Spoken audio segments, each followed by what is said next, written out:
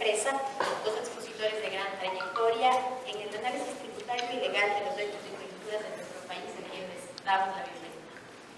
Por primera vez, estos consultores abren un debate con los periodistas para generar justamente un análisis sobre el escenario tributario del Ecuador con la aprobación de esta normativa, con el objetivo de aportar diferentes perspectivas a los acontecimientos coyunturales que generan la crisis.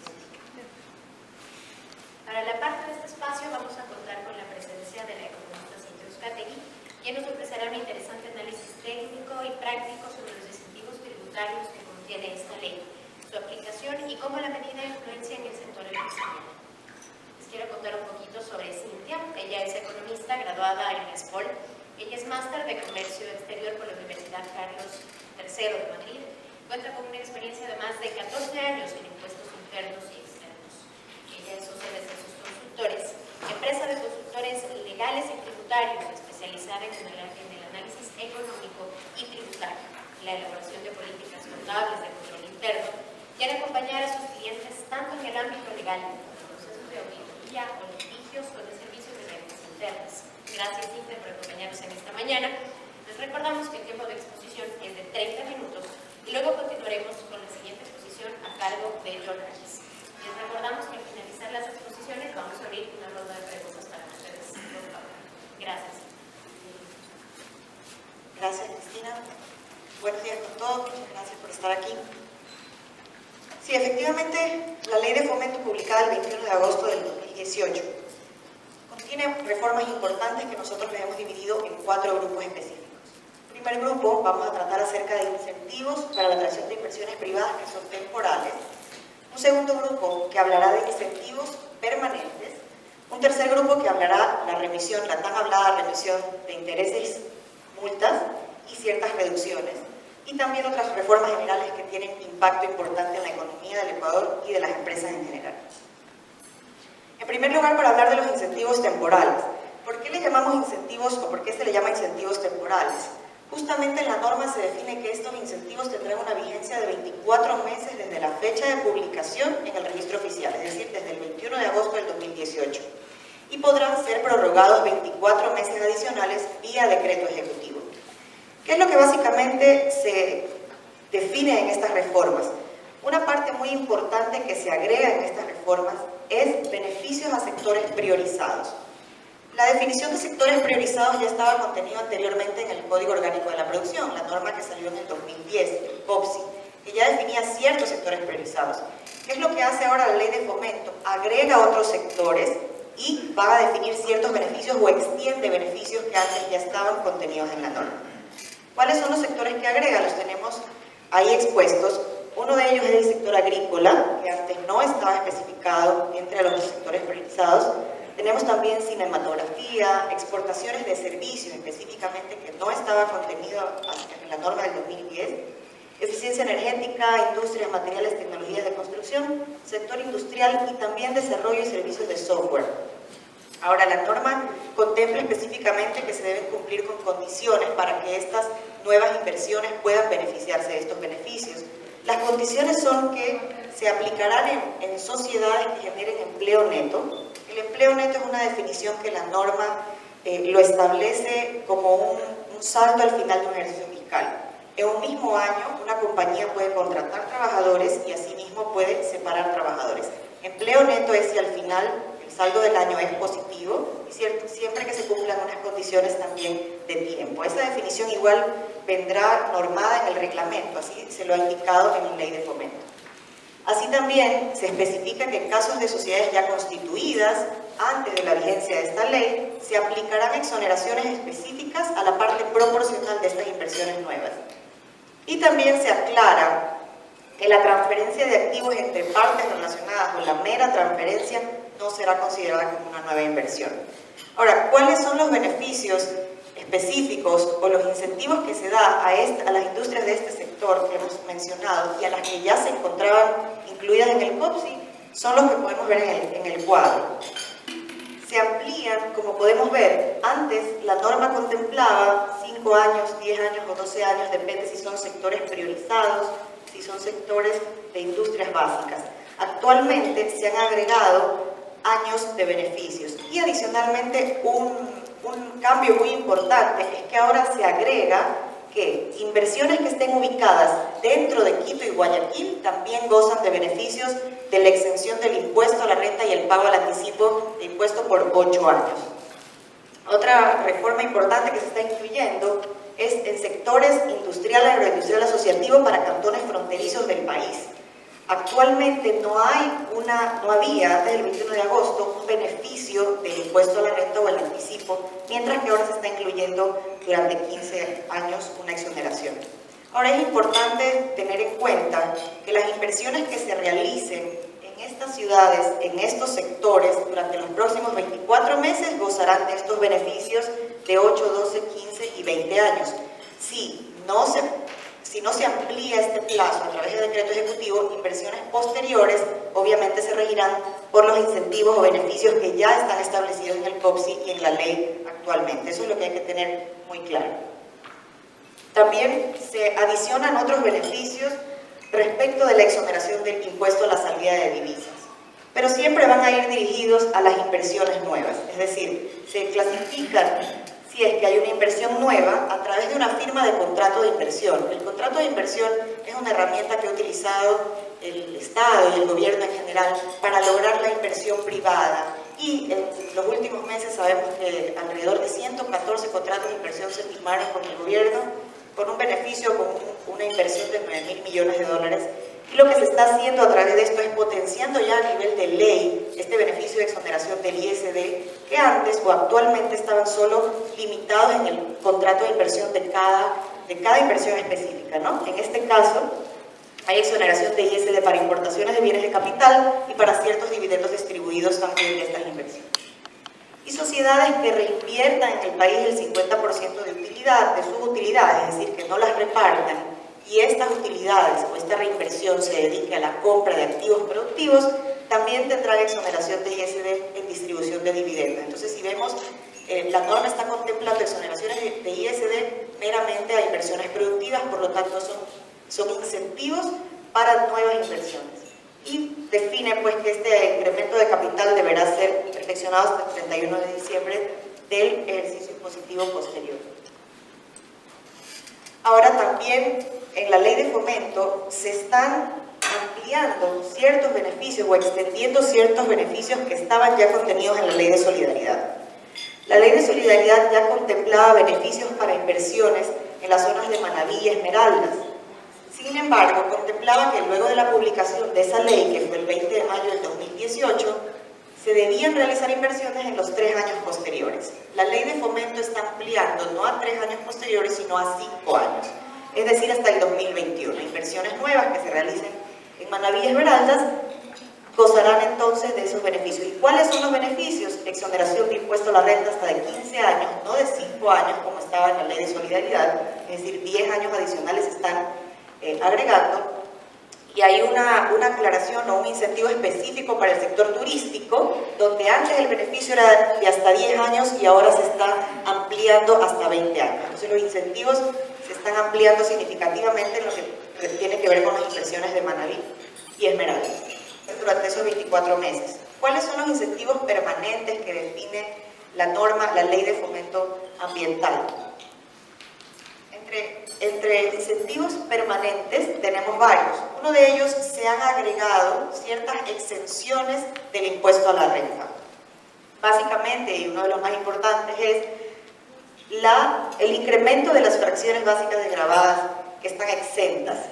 Cuando se realiza una enajenación de acción, actualmente la norma, antes a la ley de fomento, permitía que una fracción básica desgravada, es decir, el valor de $14.000, si yo obtenía una utilidad en la venta de acción de $14.000, ese valor estaba exento de impuesto a la renta. Sin embargo, la reforma ahora contempla que el valor exento es hasta 2 fracciones básicas desgravadas, la cual va cambiando cada año.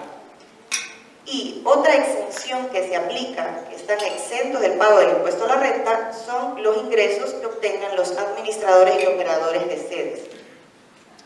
A las sedes se las está potenciando mucho en esta reforma, las zonas especiales de desarrollo económico, y tanto así que se considera que va a estar exento de impuesto a la renta y su anticipo durante 10 años.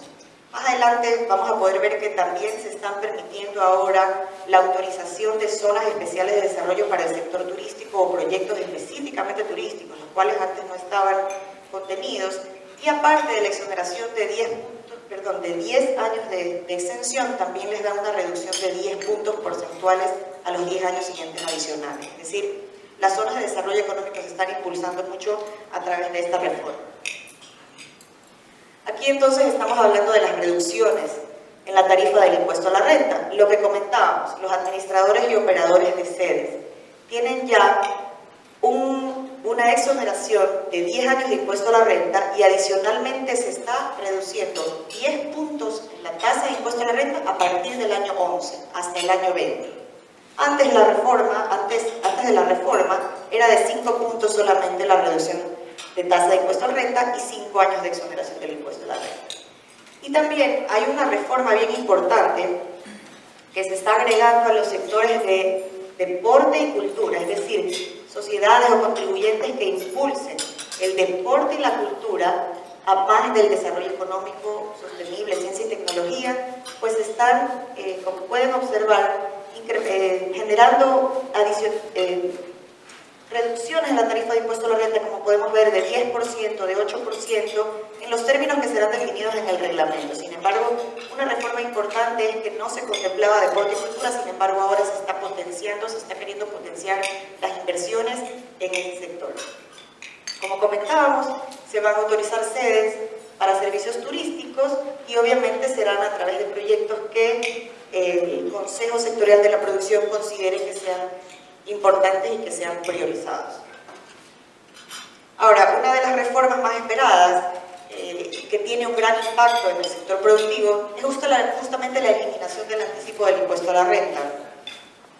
Anteriormente, antes del 2010, existía ya este cálculo, el cual el impuesto a la renta o el anticipo no era un impuesto mínimo.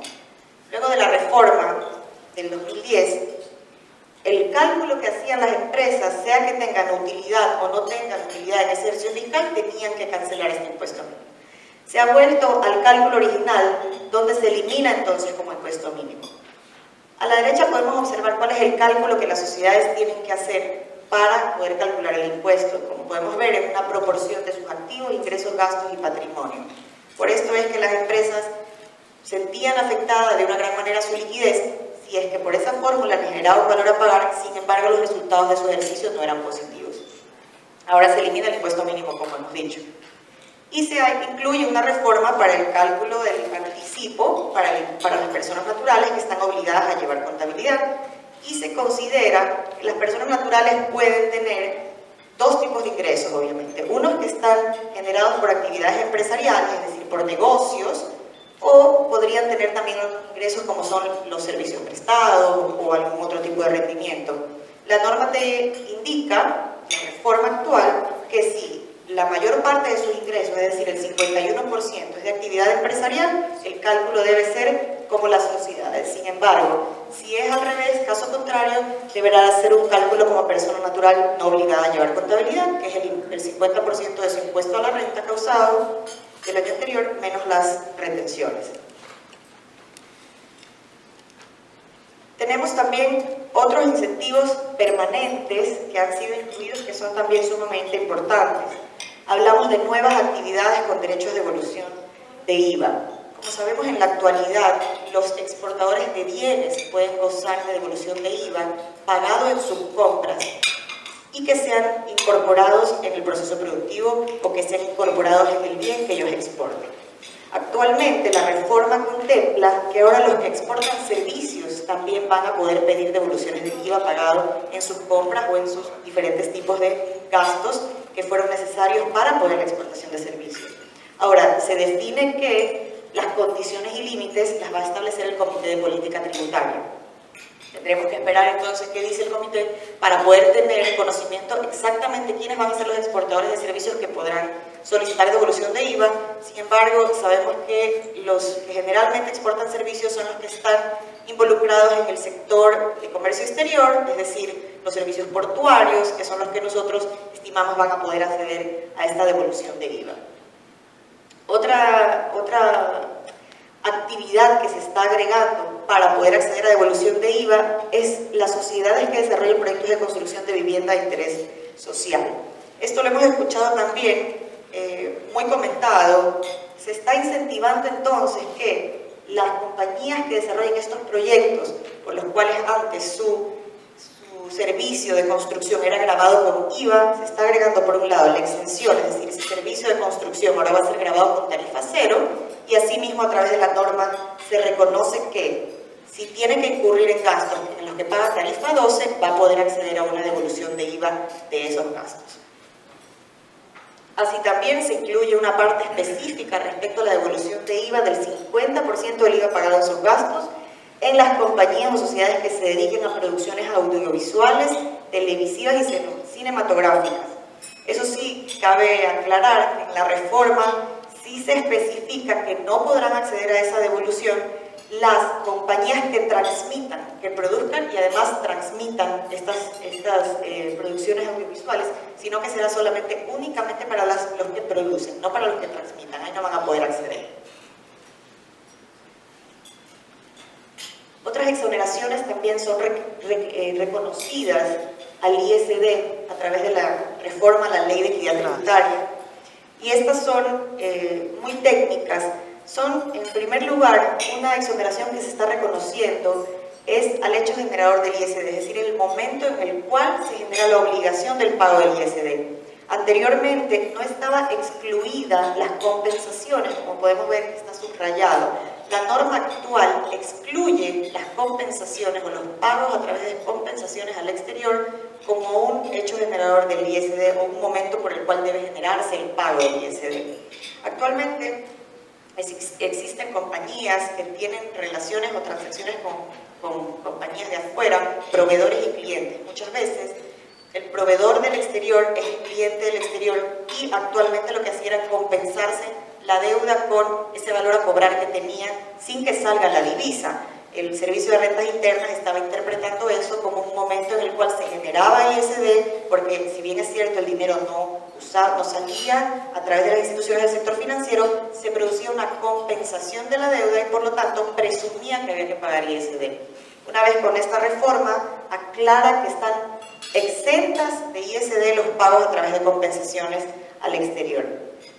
Y también se incluyen otras exoneraciones relacionadas con créditos con instituciones financieras del exterior, también pagos de interés y capital otorgados a través de intermediarios financieros que estén calificados por entes de control del Ecuador, y también se agrega una exención para pagos realizados o relacionados con el mantenimiento a barcos de astillero. Eso lo vamos a ver un poco más detallado en las condiciones que incluye el reglamento. Es muy importante, que es acerca de la devolución del ISD al sector exportador. Hasta la ley vigente, es decir, hasta la reforma del 21 de agosto, antes del 21 de agosto, los exportadores no tenían el acceso a la devolución directa del ISD. Tenían que pasar, con todas las sociedades, por un proceso de liquidación al final del año del impuesto a la renta, poder consignar el impuesto a la salida de divisas dentro de su declaración, y en el caso de que se le hubiera generado un saldo a favor al final del año, pues podría acceder a una devolución al Servicio de Rentas Internas. Sin embargo, con esta reforma se establece que la devolución no se deberá efectuar en un plazo mayor a 90 días desde que el exportador pueda presentar esta solicitud de devolución. Sí dice que será sin intereses y se tendrá que definir el procedimiento a través de reglamento por el SRI. Tiene unas condiciones también. Los exportadores de servicios van a ser definidos por el Comité de Política Tributaria, exportadores habituales. Y también se indica que podrán acceder a ese beneficio siempre y cuando el exportador demuestre el ingreso neto de divisas al país. Es decir, el ingreso neto de divisas por las actividades de exportación que él tiene. Solamente así, y con algunas otras condiciones que vayan a ser detalladas en el reglamento, van a poder acceder los exportadores de servicios a esta devolución de ISD en un plazo de 90 días. Ahora doy paso a las reformas generales que va a hablar mi socio, el abogado Yomares. Conocemos un poco más sobre lo que contiene justamente la Ley de Fomento Productivo y los incentivos tributarios que generan todavía tanta expectativa, en especial en el sector empresarial. Quiero ahora dar la palabra a Yomares, el vicepresidente general asesoría legal y tributaria con 3 años en el mercado. Ellos son especializados en análisis económico y tributario, políticas contables y de control interno, asistencia legal y de gestión al contribuyente, procesos de auditoría, reclamo de impuestos y litigios tributarios con el servicio de ventas internas del Servicio Nacional de Aduanas. Bueno, damos la palabra, por favor, a John, y vamos a conversar un poco sobre el tema de la reducción de multas, intereses y recargos. Gracias.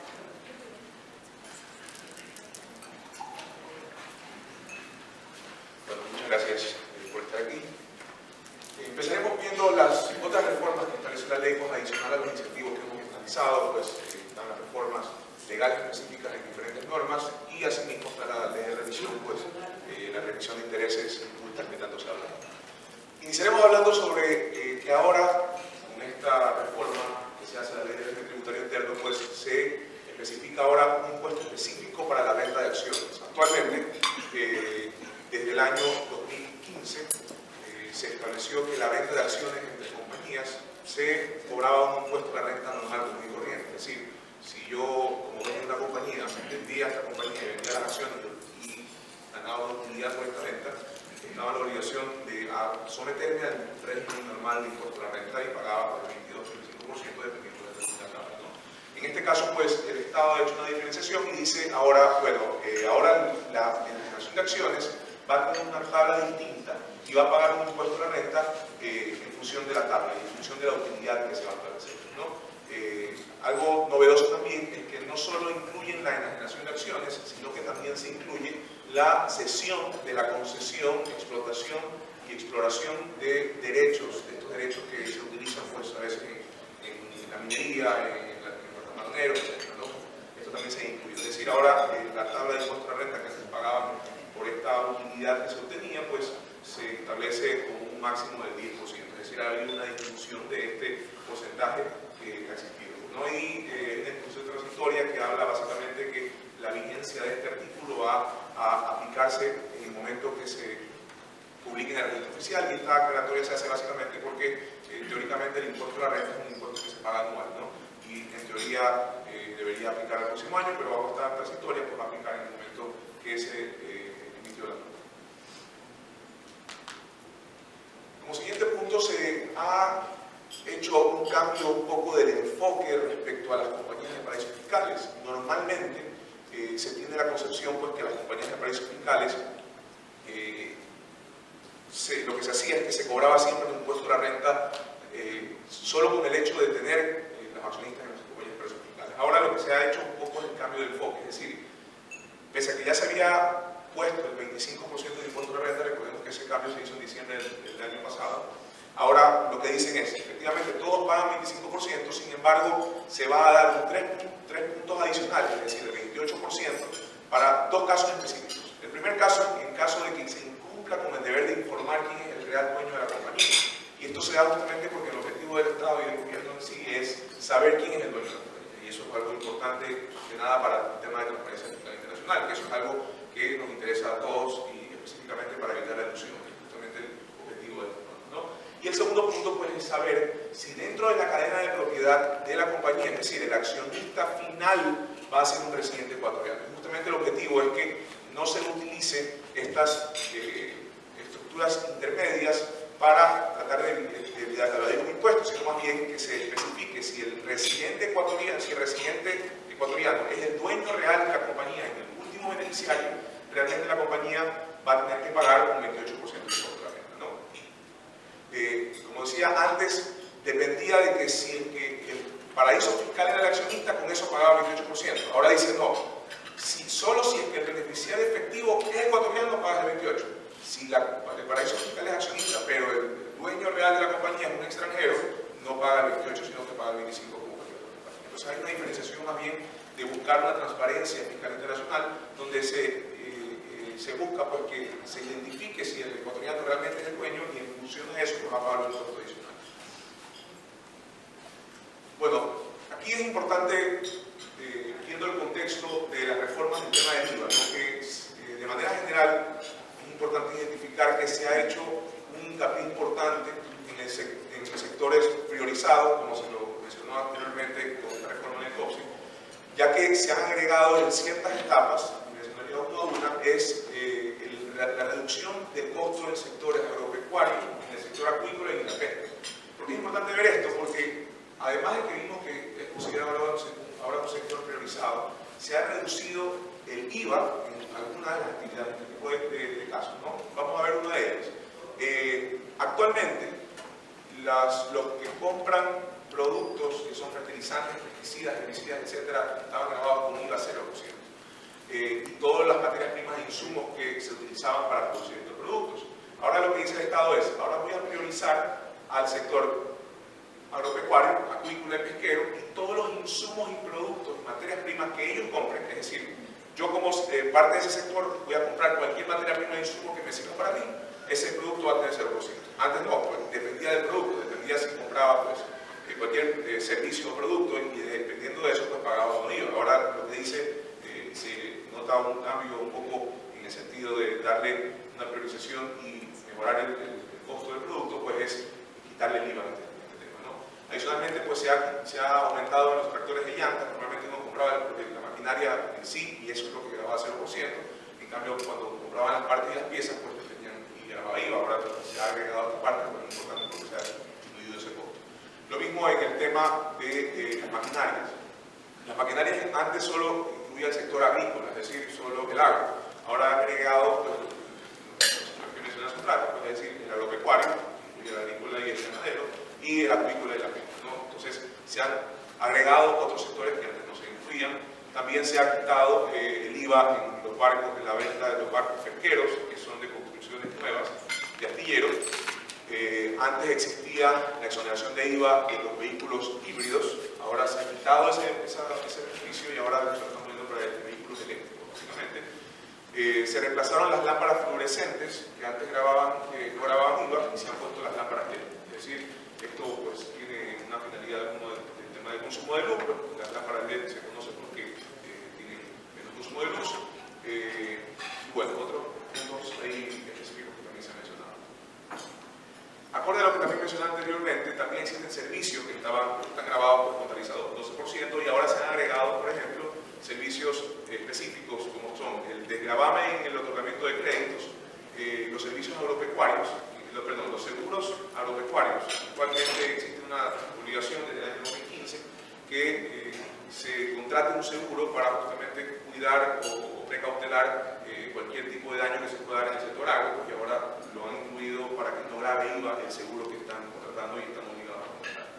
Asimismo, pues, como vimos hace un rato, se hace la devolución de IVA a los servicios de construcción de vivienda de interés social.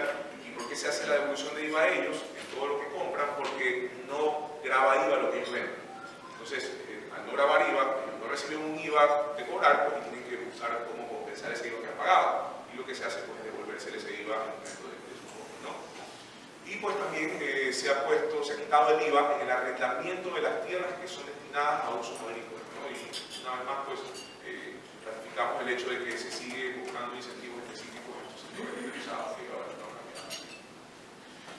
Algo muy importante que tiene que ver con creemos, de la seguridad jurídica, más allá del tema de la inversión que se ha dado en estos últimos años, ¿no?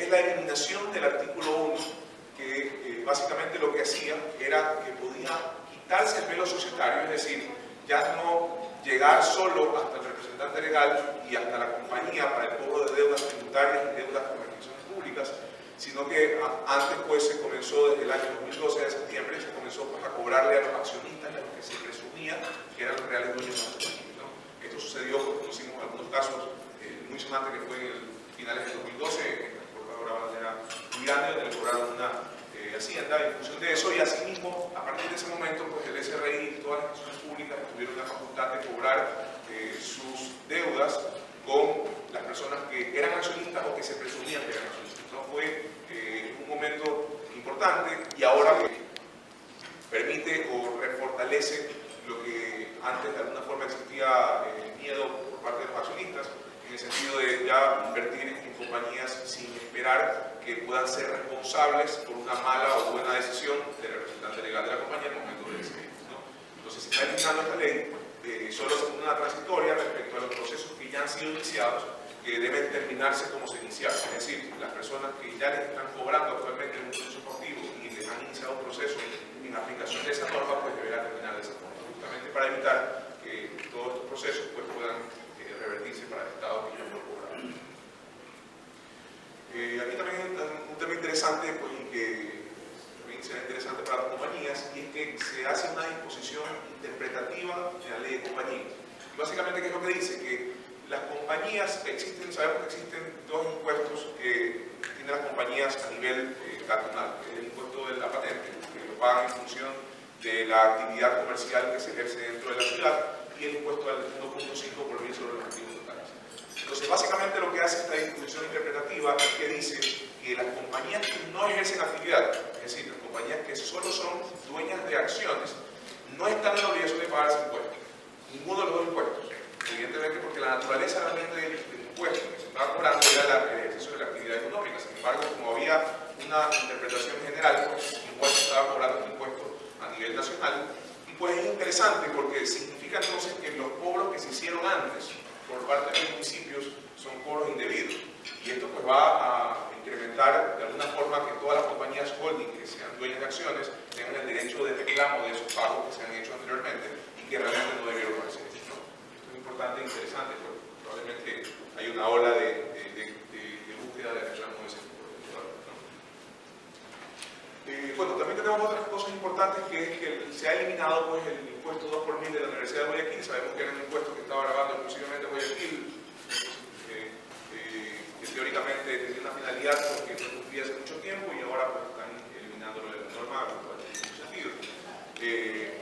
Adicional a eso, se está haciendo una norma interpretativa del artículo 94 del Código Tributario. Y esto, pues, con uno de los últimos planes más eficientes e importantes que ha hecho el Servicio de Rentas Internas, que fue el cobrar sobre las deudas que se hacían respecto a compras de facturas de compañías inexistentes y fantasmas. Pues, lo que está haciendo esta interpretativa es decir que cuando se trata de ese tipo de determinaciones, pues se va a hacer a 6 años de no hacer eso.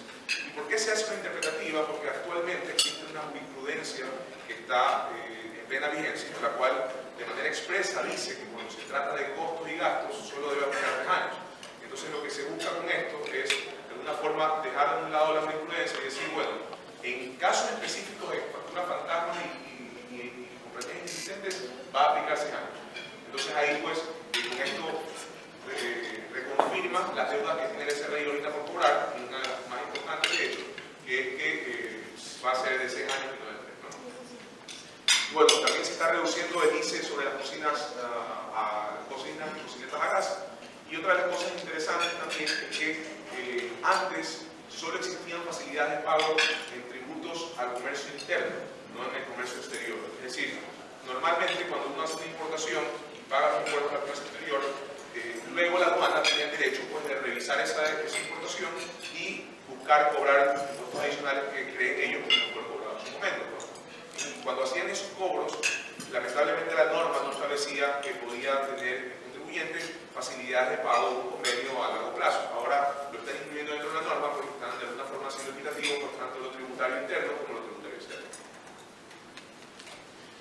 Bueno, ahora tocaremos el régimen de revisiones y reducciones porque se ha hablado bastante en medios. Me parece importante establecer un poco del tema histórico respecto a las revisiones que se han dado en el país, ¿no? Porque conocemos la actualidad, conocemos el 2015, pero antes también habían existido. La primera revisión que se dio en los últimos 40 años fue la revisión del 71 y fue así mismo del 100% y fue un plazo de 60 días. Luego de esto, en el 97, estamos hablando de 26 años después, recién en el 97, pues se volvió a emitir esto de aquí. Aquí había una particularidad que nos donaron el 30% del capital, no solo los intereses, sino el 30% del capital. Y ahí sí existía pues, este tema del bloqueo para una nueva revisión por 10 años. Por eso vemos que luego del 97, en el 2008, es decir, después de 11 años, luego de que ya pasó el tratado del bloqueo de la revisión, se dictó pues, esta nueva ley de revisión, donde es interesante ver que la deuda en ese año, en el 2008, era de 1.643 millones a favor del Estado y se recaudaron 153 millones, es decir, aproximadamente un poco menos del 10%. Luego, en el 2015, la misma ley orgánica de revisión que dicta el gobierno de Rafael Correa, hizo una recaudación de 972 millones y la deuda fue de 3.127 millones, es decir, se llegó la deuda en ese momento es, ¿no? En el 2016 se puso una revisión, fue por el terremoto de Manabí, y pues en el 2018 se tiene estimado de los 4.700 millones de dólares que existen en deuda, recaudar 774 millones, es decir, casi aproximadamente un 20%.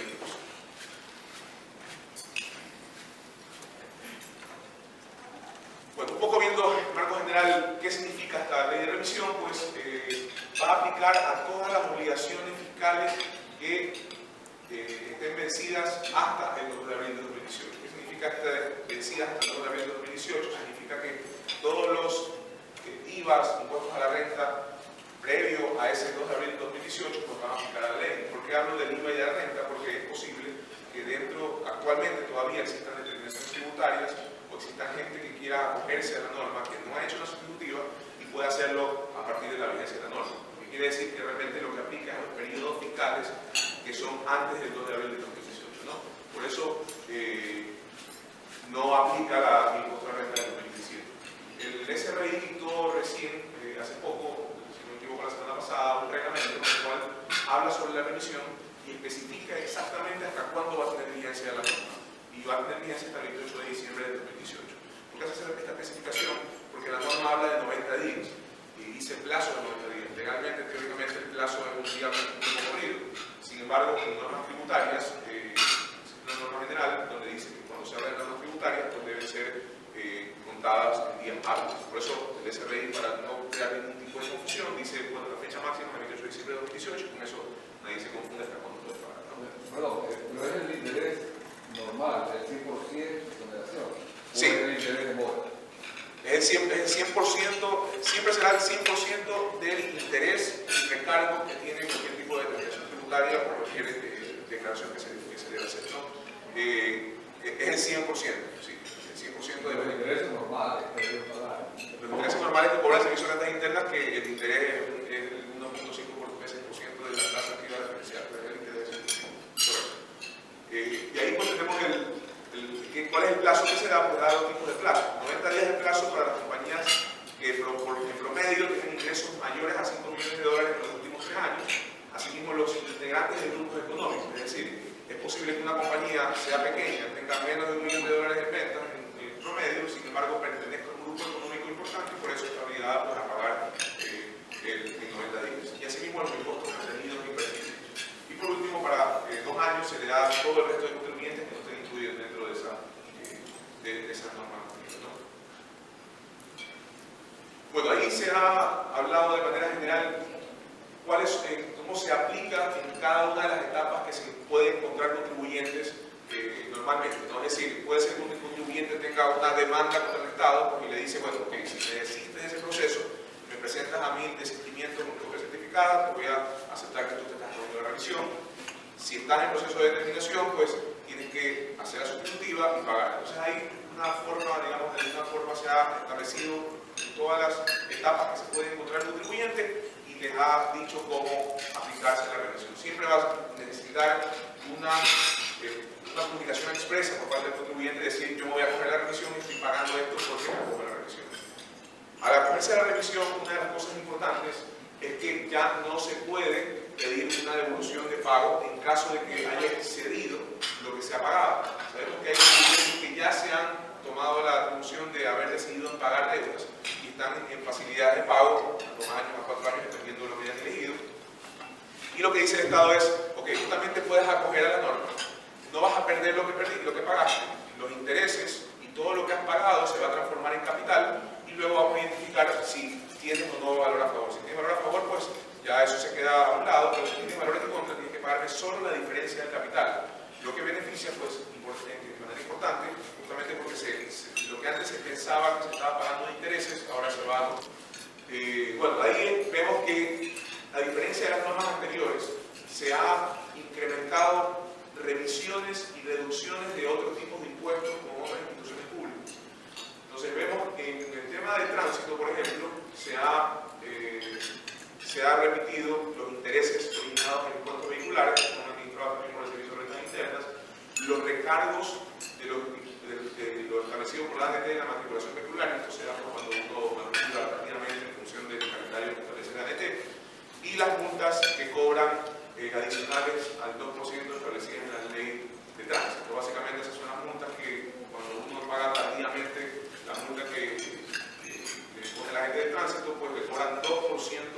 mensual por cada tiempo que deja de pagar, ¿no? Y esa es la multa que estarían dejando de cobrar en este caso si se acoge la revisión.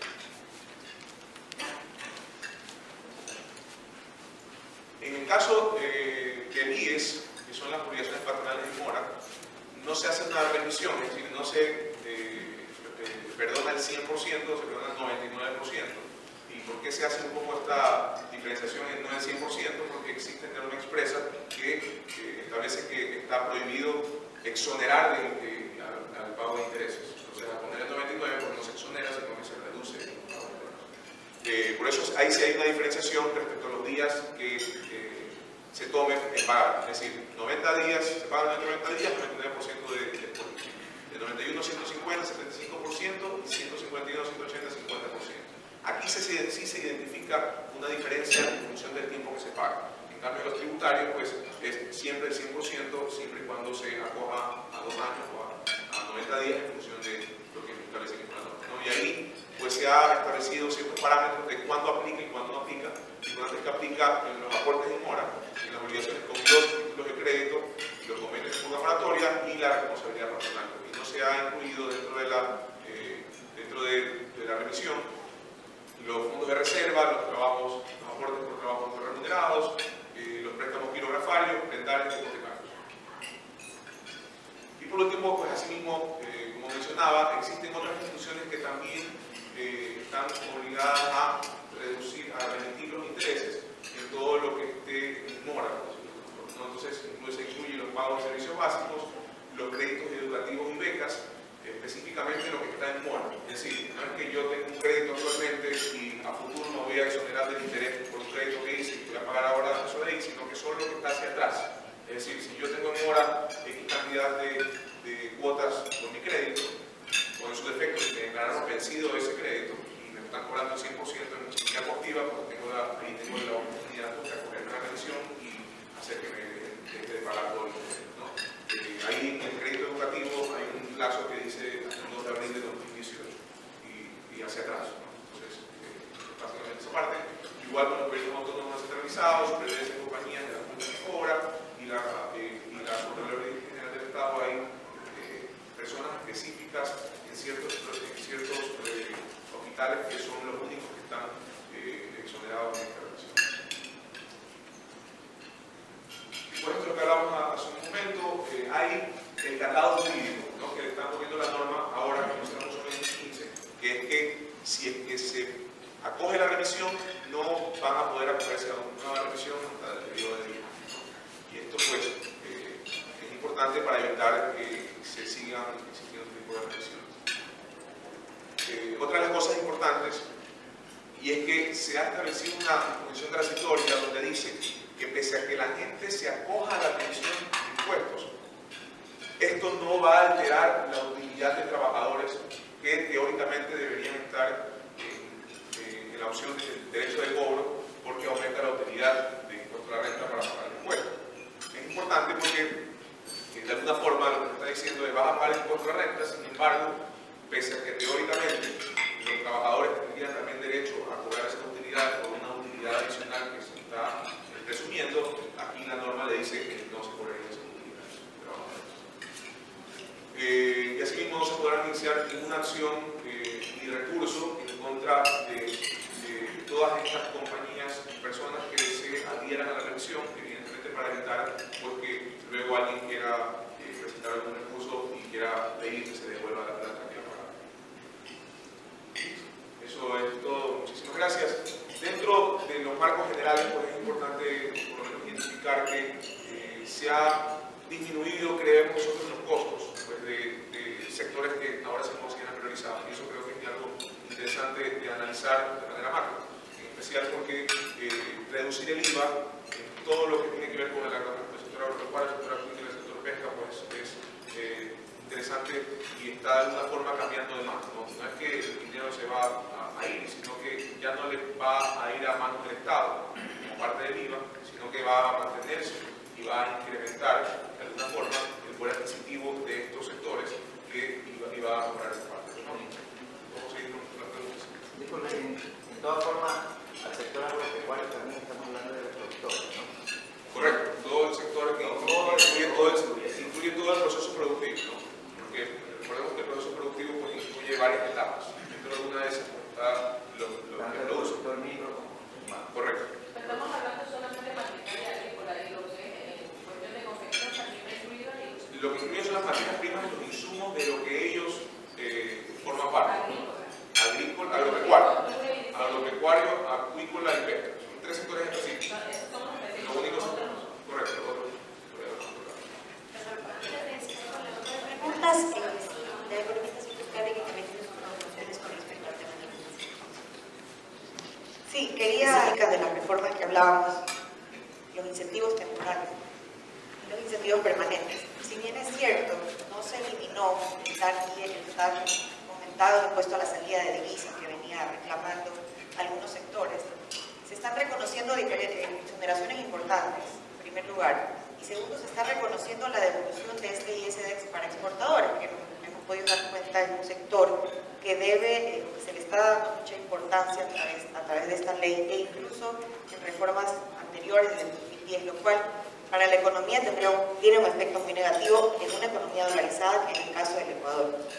Y otro tema específico del ISD que lo vemos positivo también, es que se mantiene el derecho a utilizar el ISD pagado como crédito tributario para los importadores de materias primas y otros insumos que estén detallados en el listado del Comité de Política Tributaria. Si ustedes recuerdan, hace algunos meses hubo una discusión porque estaba en reforma el quitar este beneficio y se iba a afectar al sector importador con esta eliminación del crédito tributario, lo cual se mantiene. Entonces, en balance, para poder agregar solo unas conclusiones, vemos positiva la reforma, por ejemplo, en este caso del ISD. También algo que hay que notar, que justo lo mencionaba también yo, es los beneficios que se están dando al sector agrícola. Se está incluyendo al sector agrícola como un sector priorizado cuando antes no estaba en el 2010. Una de las motivaciones de la definición de los sectores priorizados era justamente el cambio de la matriz productiva. Era una de las finalidades que tenía también el sector o las autoridades del sector político y económico. Ahora se está agregando el sector agrícola, que es un sector primario de la economía. Y al ser un sector primario, podríamos también ver que entonces ya no se está yendo tanto a la filosofía del cambio de matriz productiva, dado que se está dando muchos beneficios, no solamente como sector priorizado, exoneración de impuesto a la renta, anticipos, sino también grabando con tarifa cero otros artículos o insumos que intervienen en el sector agrícola, como los tractores, como estaba mencionando yo, en el sector acuícola y agropecuario. Y otro tema importante que yo creo que hay que resaltar, que es positivo, es el incentivo que se está dando específicamente al sector turístico a través de las sedes y a los sectores o a las zonas que podrían considerarse un poco deprimidas en el Ecuador, como por ejemplo son los cantones fronterizos. Esos incentivos los vemos realmente positivos, si bien es cierto, probablemente no se han atendido todas las demandas de los sectores económicos. Sabemos que a través de reformas tributarias no es la única medida que los gobiernos podrían tener para incentivar la economía, sino que viene de la mano de otras reformas también que deben tomarse. Gracias. Muchas gracias. Con el nombre y el medio de comunicación al cual representa.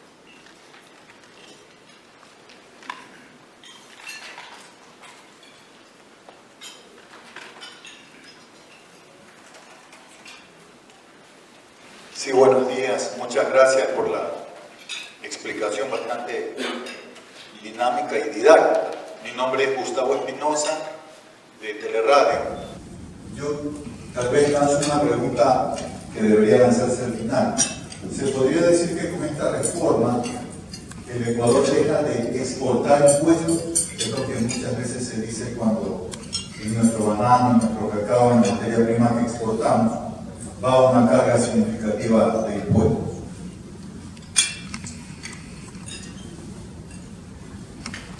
Sí, bueno, efectivamente la reducción o digamos el cambio de mano es lo que se está viendo un poco con todas estas reformas tributarias que se están haciendo, porque se están reduciendo impuestos en varios sectores y dentro de eso pues se está disminuyendo el IVA, por un lado, se está exonerando el ISD, por otro lado, y justamente todo esto que se hace pues se utiliza para que los productos definitivamente ya no estén cargados de toda esta carga tributaria que han tenido en los últimos años. Y definitivamente estas reducciones van a a aumentar el poder adquisitivo de las compañías y de las personas, y esto pues va a permitir porque ya hay un cambio de manos, ya no está en las manos del gobierno o del Estado, sino que está en las manos del sector y del privado, porque es un poco diferente el cambio de mentalidad, que es importante. Una pregunta que va en relación a la generación de riqueza. Sí tenemos un problema no solo de la organización que tocaba, sino un tema también social, ¿no? Porque de izquierda dice que hay que redistribuir la riqueza, o el que de derecha dice no, hay que producir riqueza para distribuirla, no redistribuir lo que ya se tiene, sino crear. Y en la materia del impuesto es obvio que debería existir para que el Estado funcione y el Estado preste servicios, etc. Entonces siempre hay un porcentaje que se lo estima, algunos dicen que podría ser un 25% de los ingresos, y con ese ingreso del 25% al Estado, más el IVA, puede funcionar, etc. Pero el tema de las salidas capitales tiene relación con que nosotros estamos dolarizados, entonces hay que contener el dólar para que no salga al exterior. Sin embargo, hay otros expertos en materia tributaria, en materia productiva, que manifiestan que la riqueza más bien hay que generarla incentivando la producción, motivando, es decir, que sea no un castigo, sino un beneficio para que el empresario pueda generar más riqueza. Y en ese sentido, se dice que hay un error cuando se está pensando en el impuesto y no en lo que puedes producir. Por ejemplo, cuando se habla de que la importación, al ser superior a la exportación, está corriendo dólares hacia afuera y no hacia adentro. Pero también la importación tiene su beneficio porque genera impuestos del IVA, genera empleo y está aumentando la riqueza. Entonces, si bien es cierto, no hay una fórmula matemática para calcular exactamente, pero es un asunto de concepto, de lógica. Si yo importo, pago mi dinero y lo envío al exterior sin pagar impuestos de salida de capitales, y esa importación va a generar empleo a través del comercio, y estoy generando empleo, estoy generando riqueza. Sí, si bien es cierto, en economía no hay una receta mágica, como lo ha mencionado, acerca de cuál es la proporción exacta, correcto, de un nivel de impuestos necesario para el mantenimiento de los servicios públicos que debe encargarse un gobierno, y asimismo el nivel de impuestos específicos para no afectar a las inversiones o la producción. Es cierto, ¿no? Si fuera exacto, pues no tuviéramos diversos sistemas tributarios en los diversos países, ¿no? Sin embargo, es un equilibrio, y obviamente en economía dolarizada, los analistas, las personas que están en el gobierno tienen ya un límite y tienen ya un marco en el cual pueden moverse. Finalmente, creo que lo más importante, el criterio nuestro es, para poder generar esa seguridad en los inversionistas, es el marco jurídico, que en primer lugar debe estar lo más estable para poder entonces ahí generar ese incentivo a largo plazo para la inversión. Porque lo cierto es, y al menos nuestro criterio, es que a través de inversión pública únicamente no se puede generar el crecimiento de una nación. Necesariamente, y obviamente más aún en economía dolarizada, es necesaria la inversión privada. Y para poder generar esa inversión privada necesitamos tener un marco jurídico estable para poder que el inversionista tenga esa certeza, pues, para poder invertir. Hemos podido ver alrededor de nuestros países, ¿no? El caso de Perú, que es un caso de ejemplo, con la apertura que ha tenido de sus fronteras, cómo ha tenido un crecimiento sostenido en los últimos años. A diferencia de Ecuador, que ha tenido pues, en los últimos años tal vez una política pues, un poco más controladora acerca del crecimiento. Sin embargo, las cifras macroeconómicas no nos ayudan en los resultados obtenidos, ¿no? Por eso nosotros a la larga vemos como positivas estas reformas, vemos una apertura de cierta manera a los inversionistas y al comercio exterior. Y si bien es cierto, como comentaba, no se ha eliminado, por ejemplo, el ISD, que es un impuesto que afecta la liquidez directo al comercio. Sin embargo, vemos que se están haciendo intentos o reconocimientos o exoneraciones importantes para buscar ese cambio. Al final, probablemente la receta exacta será para una nación específica, con una población específica, pues, y eso es lo que creemos que se está yendo por un buen camino para lograr los resultados positivos para el país. Buenos días. Luis Varela, Radio Sucre, saludos. Excelente exposición. ¿Con qué certeza o qué seguridad nosotros, los ecuatorianos, podemos estar conscientes de que en este segundo semestre que cierra el año fiscal de 2018 vayan a dar efecto una nueva reforma tributaria con la publicación de la ley de fomento productivo? Usted manifestaba en su discurso que faltarían otras reformas para complementar justamente el aparato productivo para que despegue. ¿En qué áreas estarían señaladas estas otras reformas que ustedes estarían sugiriendo al gobierno ecuatoriano para complementar esta reforma tributaria que se ha dado actualmente?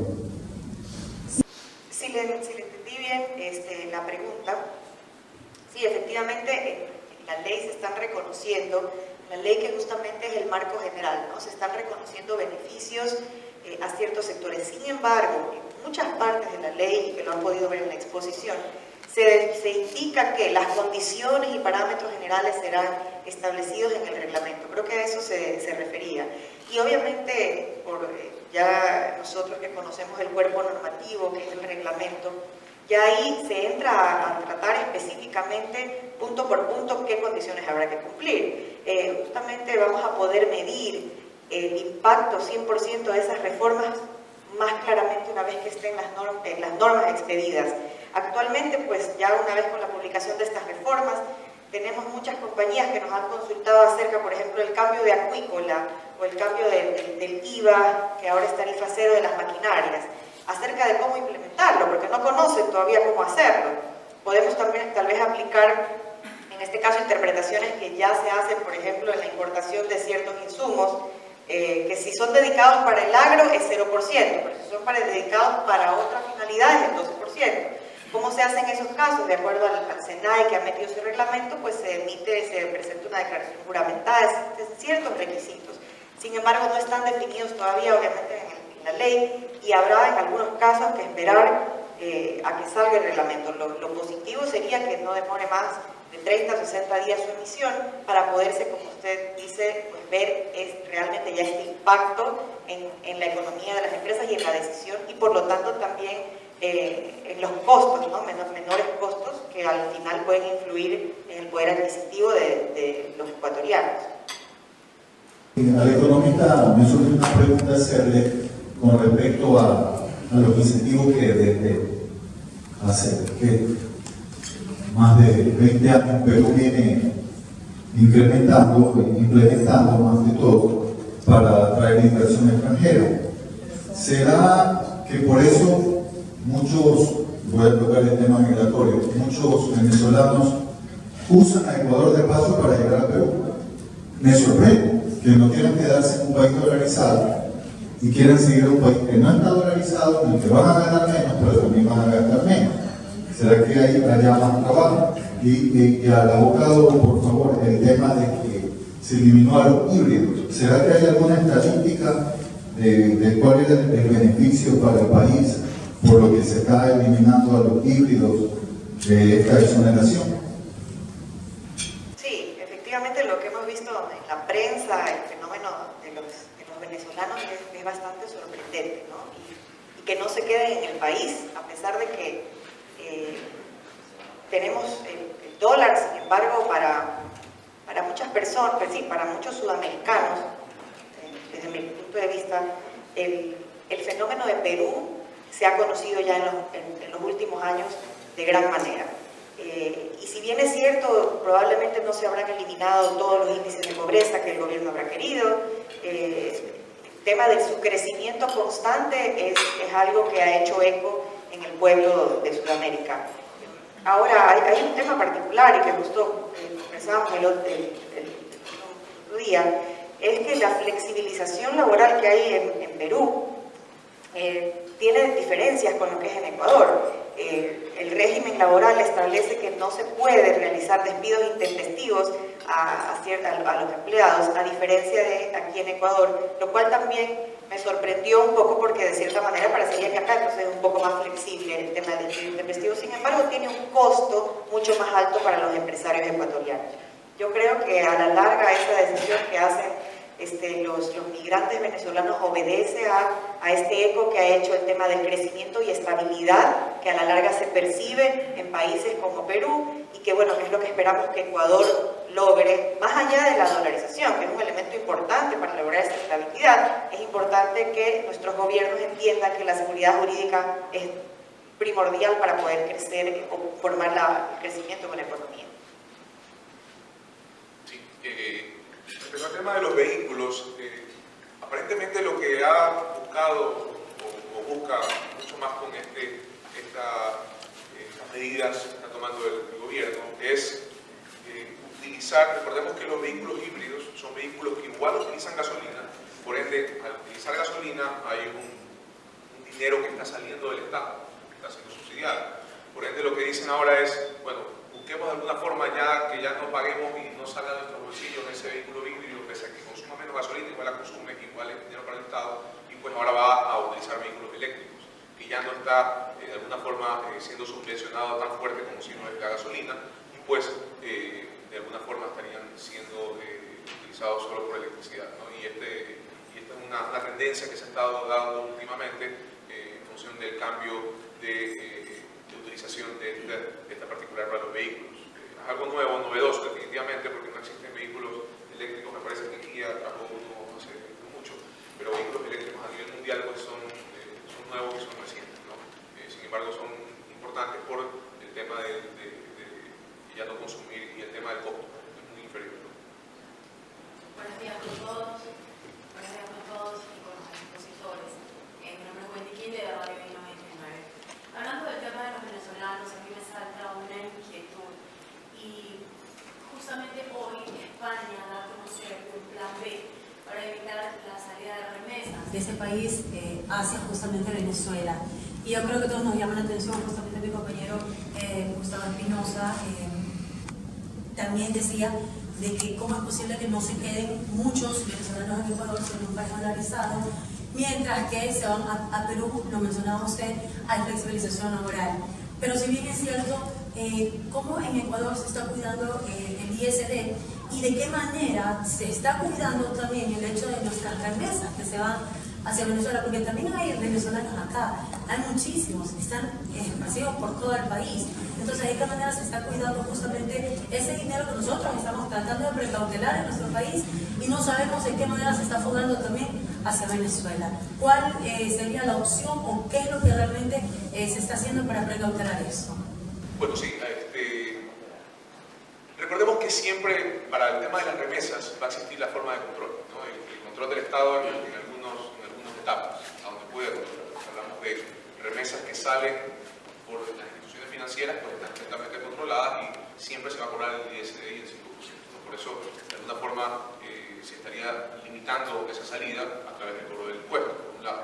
Por otro problema, pues, recordemos que también existe el control, por lo menos a nivel de normas, y es lo que se busca controlar con la norma, es que los ecuatorianos, cualquier persona que salga del país solo puede salir con $1.200 por persona, ¿no? Entonces, de alguna forma, efectivamente las remesas pueden salir del país, sin embargo, lo que busca el Estado es controlar y identificar cuándo salen, ¿no? Y con esto pues se puede ir midiendo si efectivamente esto va a provocar algún tipo de problema y diferencia, ¿no? Porque recordemos que las normas son funcionales, entonces van cambiando en función del momento. Entonces recordando que bueno, los venezolanos han venido y han migrado un tiempo corto y aún a lo mejor no se han medido las consecuencias que pueden implicar en el tema de la actividad de divisas, pero no medido no significa que no se estén midiendo igual y no se puedan hacer medidas en un momento. Entonces definitivamente al existir todas las medidas, es decir, al saber que se cobran impuestos de salida de divisas en la transferencia de dinero, al saber que se cobra, que no se puede sacar más de X cantidad de dinero por las fronteras, se puede medir si es que está siendo o no un problema. E identifico que aún no se lo ha medido. Es decir, no hay nuevas regulaciones.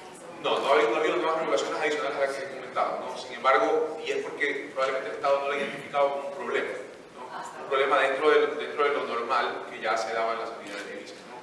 Y digamos, entran dentro del saco de divisas que han salido de manera general, no como venezolanos específicamente, pero es un análisis que sí puede ser medido, y eso es lo interesante.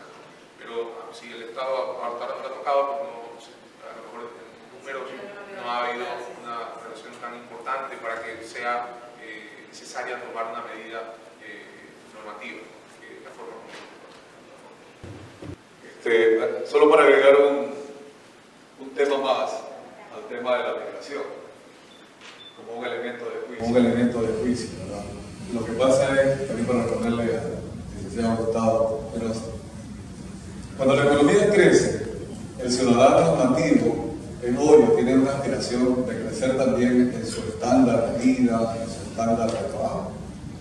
Entonces, Perú, que comenzó en la década de los 90, con el periodo de la presidencia de Fujimori, a reestructurar la economía, enfocarse hacia la apertura de mercados, algo que ya Chile lo había venido haciendo desde mucho antes. Ecuador está recién comenzando ese proceso, y lo que teníamos hasta el año, podría ser 2005, 2006, que veníamos creciendo, ya superando la dolarización, etc. No sé si alguno aquí todavía simpatice con el gobierno de Rafael Correa, pero con Rafael Correa retrocedimos en ese trabajo. Entonces, el nivel de empleo que ya tenemos, que le llaman ahora adecuado, está en el 40% sobre la población económicamente activa. El 60% es inadecuado, o sea, gana menos del salario básico y trabaja menos de 40 horas. Salvo que sea un comerciante informal que gana mucho más y que trabaja menos de 40 horas, pero gana más que el salario básico. Entonces, ¿qué hace el venezolano? El venezolano dice, si yo vengo a Ecuador para desplazar a los que tienen empleo, que es el 40%, me va a tocar mucho más esfuerzo. Y voy a ser nada más un vendedor informal. Y está bien, va a ganar en dólares, pero va a estar un día sí, un día no. Si se va a Perú que ya ha pasado estas etapas, como digo, desde el 90 viene sostenidamente, todos los presidentes han dicho, ya este avión ya despegó, ya tengo nada más que seguir monitoreando los controles y seguir creciendo. Entonces el peruano está aspirando, qué sé yo, a ser oficinista. ¿Y qué deja abajo? Deja el trabajo agrícola, el trabajo de obrero de construcción, lo que pasa en Chile. El chileno ya ahora no quiere ser empleado de construcción, para eso llega el boliviano, llega el peruano, o sea, es la migración. A España le pasó lo mismo, cuando se niveló la economía española en Europa, cuando los otros países lo ayudaron. Los ecuatorianos llegaban allá, ¿a qué? Aquí eran, qué sé yo, oficinistas, o eran empleados de bancos, de ventanillas, y allá iban a trabajar en trabajo agrícola, en la construcción. Pero claro, iban a ganar mucho más en dólares, bueno, equivalente, ahora en euros. En la migración hay que considerar eso. El venezolano sabe, y los amigos que ya están en Venezuela, en Perú, y los amigos y los familiares que ya están en Perú, con un trabajo decente, por decirlo así, le llaman al venezolano excelente a Perú. Y en Ecuador sí, algunos que encuentran algo acá porque tienen un familiar. Entonces ahí hay que considerar este tema. El 20% se queda, el 80% según la estadística se va a Perú y de Perú pasan a Chile. Entonces hay que considerar también esto, que hasta que la economía ecuatoriana pase lo que estamos viendo ahora, que ustedes mismos lo han explicado, son medidas a ciertos puntos graduales. Todavía no puede tomar el gobierno una decisión más radical cuando tenemos 60.000 millones de dólares que pagar de deuda. Tenemos un déficit fiscal que, por más que van a ahorrar 1.000 millones de dólares anuales con la reducción del Estado, todavía no quedará, no se sabe cuánto. El presupuesto decía 4.000 millones de déficit. Algunos calculan que puede ser 8.000 millones de déficit en el año 2018. Entonces, para que el venezolano venga a Ecuador, si los ecuatorianos, en un 60%, no tienen un empleo adecuado, caramba, ellos dicen que no lo quieren. Totalmente de acuerdo. Creo que es importante, entonces, como lo ha sido para Perú, ha sido construir ese crecimiento a través de unas normas sostenidas, una seguridad jurídica sostenida, que es la materia que nosotros tratamos, ¿verdad? Y que es justamente la que hemos visto muchas reformas tributarias en los últimos 10, 12, 14 años que probablemente le han impedido a los empresarios pues sentir esa seguridad para invertir en grandes montos y en este crecimiento que necesita el país. Entonces, sí, pues la economía y su análisis es un mundo en el cual se deben considerar algunas variables para obtener el resultado que se quiere, ¿no? Sin embargo, como comentaba, el análisis que nosotros dominamos en resumen, vemos positivo esto y lo importante es que se mantengan estas normas para poder lograr mantener ese crecimiento que el país es lo que está buscando. Soy Gisela Mesta Lara de Radio Romance. Volviendo al caso de los híbridos, no sé si me perdí esa parte, la pregunta va orientada a los aranceles. ¿Significa que también se le aplica ahora aranceles? Porque antes estaban libres de aranceles hasta un motor de 2.0. No, la pregunta estaba hablando del tema del IVA. Sí, en aranceles no ha habido cambio. Sí, en aranceles me parece que no ha habido cambio. Recordemos que esta ley lo que busca es normar lo de la ley de régimen tributario interno y no ha movido eso. Buenos días a todos. Mi nombre es Dani Huilca de la Radio UNAM, atendiendo, y se habla acerca de la remisión de intereses por parte de las super de compañías de tránsito. Pero en el tema puntual, las marcas cerradas, actualmente no se habla en esta ley de fomento productivo en la revisión, y si es el caso de acuerdo, ¿cuál será la normativa? Porque actualmente solo se habla de lo que es del banco, ahora hay de fomento, y por otra parte lo que se refiere a cómo poder llegar a este caso, porque inclusive empresas y personas naturales también están con situaciones inclusive en el ámbito legal, caso deportivo.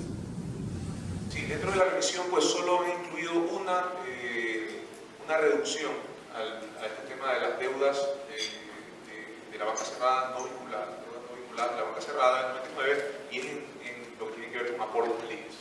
En el resto, es decir, tributarias, el resto de instituciones públicas no están incluidos. Solo hay un numeral que establece que permite la reducción que se acojan a todo lo que establece la reducción del IES, intereses, multas y recargos, 99%, pero solo con los aportes patronales y demás. Es la única parte que han mencionado. Veía ahí en el resumen, y algo que he podido leer en los medios, de que se va a condonar intereses, multas en el tema de aportes patronales, de deudas de los patronos con el IES, pero no las deudas de los afiliados con el IES. Esa lógica ustedes de pronto la manejan un poquito mejor para terminarla de entender. Sí, bueno, las deudas de los afiliados con el IES tienen que ver, entiendo yo, con las deudas de los préstamos, ¿no? Definitivamente, de alguna forma, lo que trata la ley de esta forma es, creería yo, que cobrar lo que en el pasado debió haberle pagado. No tenemos claro por qué no se lo ha hecho con el IES, pese a que sí lo hizo con los créditos educativos. Pero no se habla de las normas futuras. Recordemos que los préstamos de manera general, quilografarios y demás que tienen los afiliados, son préstamos a futuro, no son préstamos a pasado, ¿no? Entonces, teóricamente, los afiliados, en teoría, están al día del pasado, ¿ya? De los préstamos futuros, así como mencioné también en el tema de créditos educativos, no es que se está reduciendo los intereses futuros, porque de una u otra forma lo que se está buscando es que la actividad per se de prestar dinero, que no es lo mismo de deudar algo, de prestar dinero no sea soslayada con esta reducción de intereses, ¿no? Porque como digo, una cosa es el préstamo de dinero que le hacen al afiliado, que es un préstamo realmente, es un préstamo como el que hace la banca, como el que hace la banca pública, ¿no? Sino también imaginemos tener que incluir a todos los préstamos que hizo el Banco del Pacífico a una persona que quiso prestar, ¿no? Entonces estaríamos un poco cambiando, diría yo, el concepto per se de la revisión. Más bien, lo que busca es que todas las personas que han adeudado algo respecto a una deuda real y que no sea del préstamo, sino de una deuda real, pues es lo que se está cogiendo la revisión. Y por eso el marco general, creería yo, es que está enfocado en unas deudas, no de los préstamos. La excepción, creo, a esa regla general, pues, es el tema de créditos educativos, creería yo, pero de ahí en general no. Inclusive veamos que no han mencionado, pues, los bancos estatales que han prestado dinero a los cuentavientes, ¿no? Pero de ahí eso creo que es el marco general. Una pregunta más, y les parece si cerramos ya esta parte. Buenos días, mi nombre es Elisa Tejada, Radio Online. La pregunta es, si bien es cierto, hay muchas empresas, personas normales, personas jurídicas, que tienen bastante deudas, no solamente en lo que es empresas, sino diferentes. La pregunta mía es si ellos pueden aplicar en todas estas instituciones de la internet, porque no solamente deben algunas, sino que deben varias, ¿no? Porque no han tenido un crecimiento económico, se han detenido. Entonces, eso es mi pregunta. Sí, definitivamente cada tipo de deuda tiene su cumplimiento de condiciones. Entonces eso de alguna forma deja muy claro el marco jurídico en el cual tenemos que aplicarnos para poder escoger cada una de las deudas. Pero definitivamente no es que es excluyente, es decir, no te dice la norma vas a acogerte a una y no te puedes acoger a otra. En general pues, puedes acogerte a todas las que tengas deudas con las instituciones públicas y dependerá porque si cumples o no la condición que establece la norma para poder acogerte a esta revisión. Pero definitivamente te puedes acoger a todas esas normas. Listo, de esta forma terminamos esta jornada. Esperamos que haya llenado sus expectativas y que nos volvamos a encontrar en una próxima oportunidad. Muchas gracias por su participación.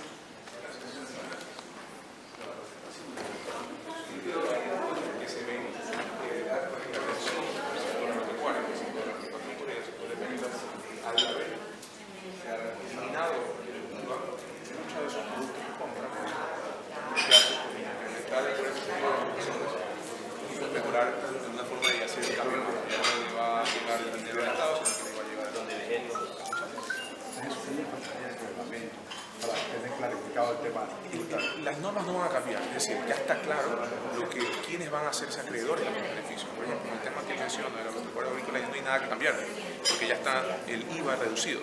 Entonces, solo está la ley y es necesaria solo la ley para aplicarlo. Entonces, el día 22 de agosto ya ellos pueden estar y pueden acogerse a esta norma porque ya todo lo que están comprando debería estar sin IVA. Entonces significa que esa parte específica ya no es aplicable.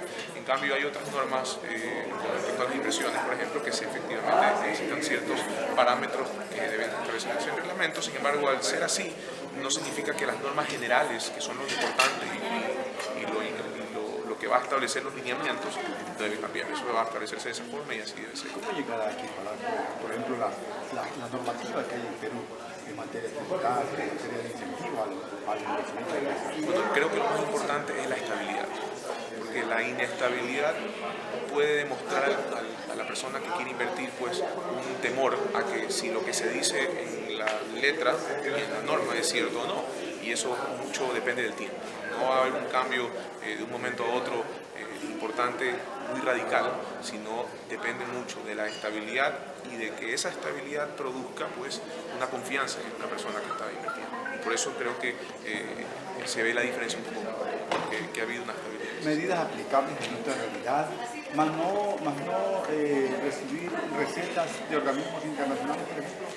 Siempre se utilizan como analogía las normas en el exterior. De hecho, muchas normas que se han utilizado se han de alguna forma mejorado o copiado de otros organismos y se acogen. Y eso, como digo, entiendo que el Estado siempre está en constantes conversaciones, justamente ese es el objetivo pues, de los ministerios que trabajan con los organismos internacionales para poder acoger y aprender de estas medidas que se utilizan en el exterior. Las medidas que está aplicando, por ejemplo, de los valores reales de la economía, al eliminar subsidios, ¿esto es beneficioso para el espectro tributario del país? Bueno, tenemos que tomar en cuenta que alguna decisión hay que tomar, ¿no? Y si la desbalanza a nivel de déficit pues, está en contra, el Estado tiene que buscar una forma de balancear eso pues, y cobrarlo de alguna forma. No creo que sea, no opinaré si es bueno o malo.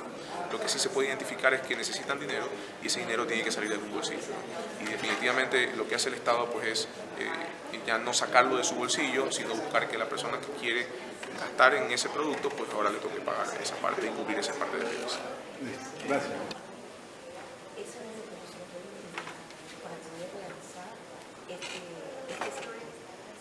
cual hay diferentes sectores y empresas pequeñas que también podrían beneficiarse.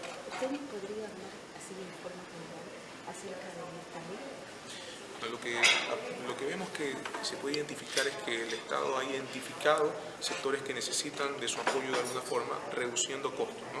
Y estos costos se los ha visto definidos pues, en la reducción del IVA, por ejemplo, en incluirlo como sector priorizado al sector agropecuario, y no solo el sector agrícola, sino que está incluyendo el agropecuario, es decir, el agrícola y el ganadero, y adicionalmente a eso incluye el acuícola, que son el sector camaronero y el sector pesquero, ¿no? Entonces, digamos, por ahora el Estado ha decidido de alguna forma creer que estos sectores necesitan ser atendidos, y al ser atendidos pues los ha incluido y ha incluido reformas de alguna parte de las normas para que ellos pues, costos sean inferiores a los actuales y tengan un poder adquisitivo adicional al que tenían antes para poder pues, seguir produciendo y seguir mejorando su actividad. Un poco el ministro encargado de Industria, Pablo Campana, hizo un resumen de lo beneficioso que sería esta ley de fomento productivo para el sector industrial, agrícola, agropecuario y agroasociativo, que le llaman ahora. Incluso estuvo hablando hace poquito sobre la importación de los capitales, es decir, hacer la reducción, elevar el tipo de años de gracia para la inversión local. Incluso dentro de eso, de las propuestas que está haciendo, se está viendo que todos los capitales que tengan paraísos fiscales también tendrán este tiempo de gracia, pero siempre que justifiquen su estado financiero. Usted como analista, si se lo puede decir así, ¿cuál es la visión que tiene de esto? Definitivamente siempre incentivos para que las personas puedan invertir en el país van a ser buenos. Estos incentivos van a depender un poco de la estabilidad, ¿no? Pero de cómo se ha establecido la norma y dando los años que da ahora, lo han incrementado de manera bastante proporcional e importante. Recordemos que los incentivos siempre han existido. Lo que están haciendo ahora pues, es mejorarlos, ¿no? Y identificándolos en función de cómo han ido evolucionando estos incentivos. Hubieron inversiones importantes en el Estado por parte de inversiones privadas, sin embargo ahora lo que dicen es que se están ampliando sectores que antes no se ampliaban y también pues, se han ampliado ciudades. Recordemos que en algún momento los sectores los únicos que se podían invertir eran los sectores fuera de la ciudad de Guayaquil y Quito. Ahora dicen también pueden invertir en Guayaquil y Quito, y adicionalmente a eso pues se están ampliando los años, y eso lo que hace es crear estabilidad jurídica para las personas que vienen al país, y eso es importantísimo. Como lo mencionaba hace un momento, lo que se ve en Perú es que ha existido ya tanto tiempo de estabilidad, lo que permite que el inversionista diga, bueno, vamos a invertir en ese país porque definitivamente tengo un antecedente de X cantidad de tiempo que ya hay estabilidad respecto a la noción de qué se puede invertir. En el Ecuador ha habido de alguna forma una estabilidad e inestabilidad en ciertos momentos, y eso ha implicado pues, que el inversionista no esté seguro de invertir. Por eso el tema de la inversión del extranjero va a requerir un poco de tiempo, ¿no? Claro, incluso dentro de esa inversión están hablando que los inversionistas que hagan este tipo de inversiones fuera de Guayaquil y Quito van a tener entre 10 y 15 años más de garantía, y los que inviertan dentro de estos sectores no urbanos, hablemos de Manaví, Esmeralda, que sufrieron, le van a dar hasta 20 años. Esto, según su percepción, es positivo para la inversión. ¿Qué creará? ¿Creará fuentes de trabajo? ¿Creará un efecto positivo para el Ecuador? Sobre todo porque dicen que Ecuador, decía el ministro Campana, que es un país de oportunidades. ¿Será esta la oportunidad de aprovecharla? Claro, recordemos que el objetivo un poco es balanzar, para que se balancen las ciudades, ¿no? Recordemos que la concentración económica está pues, enfocada en las ciudades más grandes del país, que son Guayaquil y Quito de alguna forma. Y lo que se busca de dar incentivos adicionales y de años mucho más importantes es que estas otras ciudades que no tienen concentración económica, pues también se busque que se invierta en esos lugares. Vemos desde que se creó la ley, el COPSI del 2010, con estas inversiones, en Durán, por ejemplo, creció de manera bastante importante porque mucha industria se fue para allá, ¿no? Está muy cerca de Guayaquil, y mucha gente que trabaja en Guayaquil, pues, y gente de Durán mismo, aprovechó de esta oportunidad, pues, y hay compañías que crecieron de manera muy importante en Durán y vieron inversiones importantes. Hay una cartonera que invirtió aproximadamente $150 millones en Durán, en esa cartonera, pues, y eso implicó pues, muchas cosas, entre esas importaciones importantes, implicó mucha mano de obra y trabajos de todos los complementarios y accesorios que implica este tipo de industria, ¿no? Entonces, de alguna forma, definitivamente lo que se busca con esta años adicionales en otras ciudades es pues básicamente que se pueda incentivar que ahí creen nuevas plazas de trabajo, y no solo plazas de trabajo, sino recordemos que siempre necesitan servicios complementarios, es decir, puede haber, dependiendo del tipo de actividad, diferentes tipos de servicios o bienes que tienen que comprar, y pues es más sencillo comprarlos a los ciudades que están circundantes de ese lugar donde se está invirtiendo, ¿no? Y por eso pues lo que hace es incrementar pues la economía de esos sectores de ahí.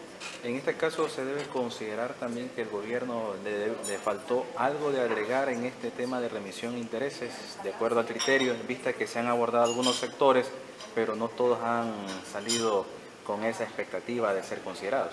Siempre hay algo que mejorar, ¿no? Siempre, por eso creo que el gobierno se tomó el mayor tiempo posible en función de la demanda que necesitaba, y es por eso que vimos inclusive que varias veces se cambiaban las fechas que iban a presentar el proyecto.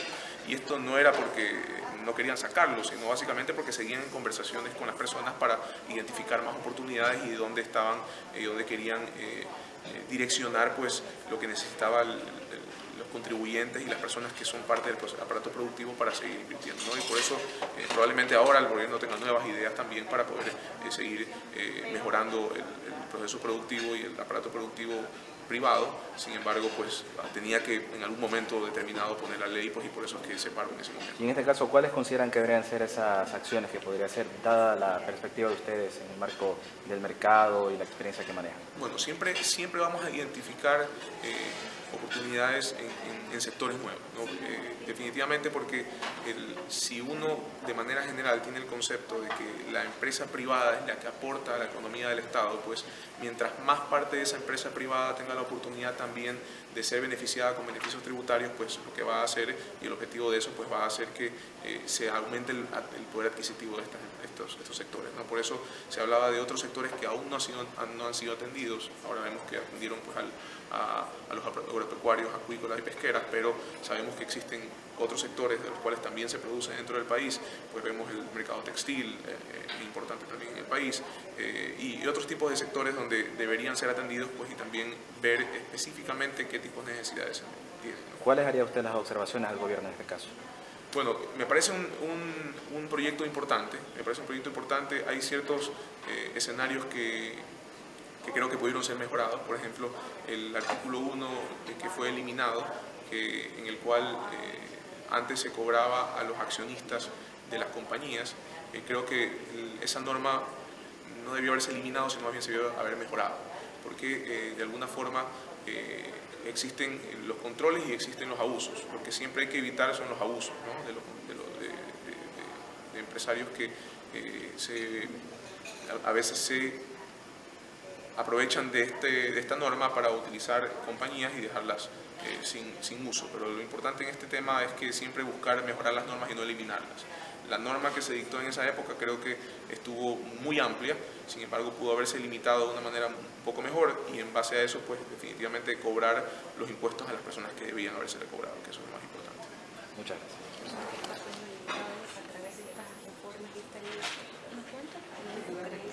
Se podría ver más o menos los resultados o el impacto de estas medidas en justamente la facturación, o mejor dicho, en este movimiento de ingresos?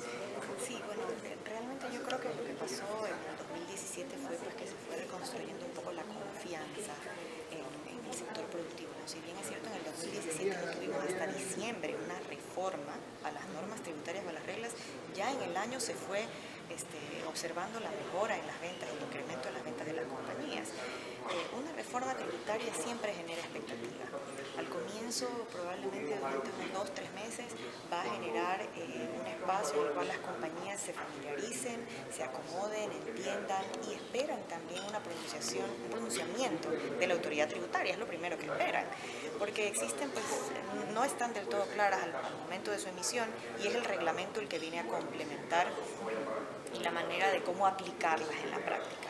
Yo creería que si bien que en el 2018, la emisión de esta ley lo que haría es generar un ambiente ya de seguridad, generar un ambiente en las compañías de empezar a pensar en una planificación a largo plazo, dado que ya hablamos de incentivos de 15 años, de 20 años, y que se expidan una vez las normas del reglamento, que esperamos sea, obviamente, en este segundo semestre, es probable que ya a partir del 2019 empecemos a ver el impacto ya en la economía y también se va a ver reflejado pues, en los menores, por ejemplo, vamos a tener menores costos, hay exenciones de IVA en algunos temas importantes del sector agrícola, costos de producción, entonces se va a ver pues probablemente en el siguiente año, no hay una regla realmente, ¿no? Pero de cómo sabemos estas medidas impactan, yo creo que primero como te decía, se forma este espacio para establecerse, que salgan las nuevas reglas y de ahí se toman decisiones importantes. ¿Qué podría complementar justamente esta reforma? Si bien es cierto, es una medida o de las tantas que quizás necesita el país para crecer o ir acelerando ese crecimiento, ¿qué quizás podría complementar este tipo de reformas, ¿no? Para dar mayor estabilidad a nivel país? Yo creo que es súper importante ahora el tema político. El tema político es muy importante. Creo que el sector industrial y de empresas ha recibido muy bien el tema que se estén incluyendo actores en las carteras principales del Estado, se estén incluyendo actores que vienen del sector productivo y que entienden las necesidades de la empresa privada, que es sumamente, a veces yo que se cometen errores, ¿no? Al no entender las necesidades de la empresa privada. Yo creo que más allá de la cantidad de reformas que podamos incluir, es el que se logre transmitir pues estas necesidades que se tienen. Yo dije, si bien el ICE no se eliminó, probablemente es una realidad que por la dolarización en la que estamos y por el camino que tal vez no se ha hecho en los últimos años, no se puede eliminar de la fecha. Y tanto es así que por eso no se han tomado estas decisiones drásticas en la ley de fomento. Y yo creo que es un camino que hay que construir. ¿Y no influye quizás el tema de la recaudación tributaria, no influiría, o sea, para mal, sino, o sea, en qué influiría estas reformas? Las reformas actuales influiría para mal. Yo creo que al final lo que busca el gobierno es el efecto balance. Si bien es cierto, disminuye en recaudación en ciertas tarifas 12 de IVA, impuesto a la renta, sin embargo lo que busca es que ese efecto sea compensado con el incremento de generación de empleo, incremento en plazas de trabajo, y por lo tanto se compensa con otros impuestos, es decir, se compensa con el consumo, al final el IVA baja por un lado, por la tarifa cero, pero sube porque incrementa el consumo al sentir la estabilidad. Entonces, a la larga la administración tributaria podría medir ese efecto. De lo que conocemos todavía no ha medido el impacto, pero este tipo de medidas lo que esperan es eso. Exacto. Y al final lo que va a producir es un beneficio a largo plazo, porque si tú logras compensar e incrementas ya el sector productivo, va a ser una bola de nieve que va a ir generando más empleo y crecimiento en agregado, en total, al solo mantenernos con una finalidad recaudatoria. Exacto, como fue así es. Solo una precisión adicional, cuando decimos enajenación, quizás para realizarlo un poco más digerible, un sinónimo de enajenación. Se refiere a la venta. Venta como tal. Sí, venta tal cual. Venta realmente lo han definido como enajenación, pero sí, es la venta de acciones, tal cual. Ya, perfecto. Claro.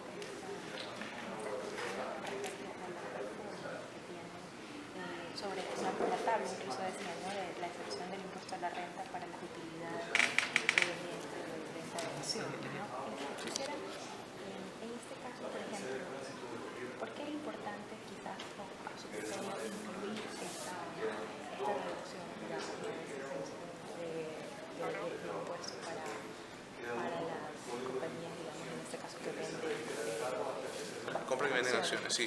Creo que es bastante importante justamente por el tema de inversión.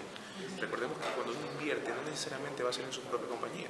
Uno tiene el derecho, así como existe en otros países, pues de confiar en personas que manejan bien las compañías y en función de eso pues invierten capital en esto. Usualmente así como funcionan las grandes empresas, ¿no? Recordemos que bueno, uno puede crear o empezar a crecer una compañía pequeña y pues puede ir creciendo con el tiempo de manera importante. Sin embargo, compañías grandes que tienen una estructura y una organización muy importante y que necesitan capital, demostrando que los números les dan para poder seguir produciendo de manera equitativa como han venido haciendo, pues tienen esta oportunidad para abrir capitales y que vengan nuevas empresas, nuevas personas a invertir.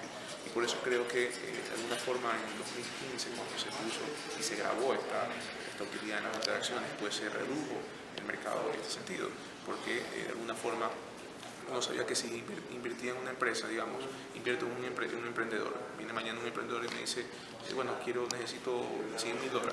Resulta que si yo le meto $100.000 y gano 5.000, yo voy a tener ahora que pagar una utilidad sobre esos $5.000 que he ganado. Sin embargo, antes no pasaba eso y por eso la gente igual se corría el riesgo. Entonces, es diferente correrles el riesgo para poder buscar ganar algo y aparte el Estado participa de esa utilidad. Y ahora pues lo que dice, bueno, ya no te voy a cobrar tanto, ahora te voy a disminuir el impuesto, porque es interesante que el impuesto real actual era el 35%, que es el impuesto que paga una persona natural, ahora va a ser el 10%, el máximo. Si vemos la tabla está en valores importantes, lo que quiere decir que probablemente inversiones medias o medias bajas no ocupan ni un centavo de impuesto, lo que es interesante también. Correcto.